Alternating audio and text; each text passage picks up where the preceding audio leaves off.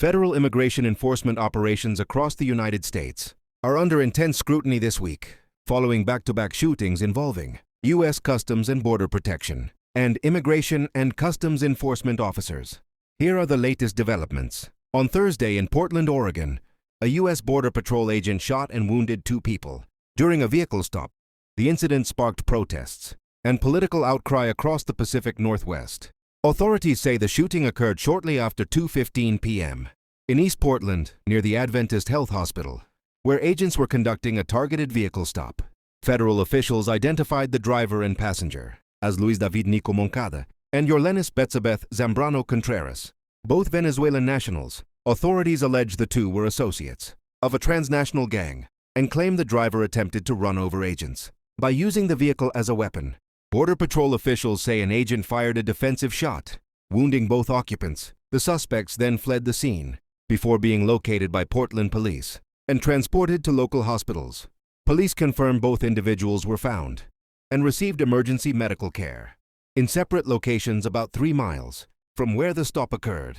The Department of Homeland Security insists the Border Patrol agent acted to protect his own safety. However, Portland's mayor and Oregon's Attorney General have sharply criticized the federal account.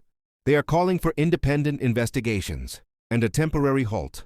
Later that night, to ICE operations in the city, hundreds of protesters gathered near a local ICE facility. At least 6 people were arrested during demonstrations demanding accountability and an end to what critics describe as aggressive federal immigration enforcement.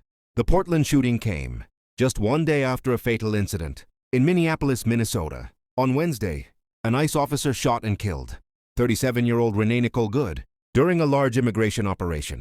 Federal officials claim the agent fired in self-defense after Good allegedly used her vehicle as a weapon.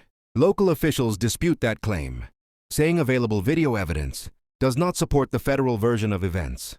Her death has sparked ongoing protests in Minneapolis, with community leaders and demonstrators condemning the violence and calling for transparency and justice in how federal immigration agents operate in cities, between law enforcement and communities, as investigations continue, including an FBI review of the Portland incident and increased scrutiny of the Minneapolis shooting.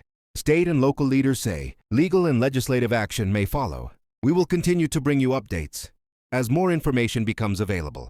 Together, these shootings have intensified the national debate over President Trump's expanded immigration enforcement strategy. Supporters argue the operations are necessary to enforce immigration laws and address criminal activity.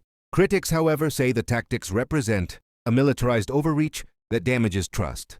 You've been listening to Veil of Mystery, where we unveil the truths hidden behind shadows.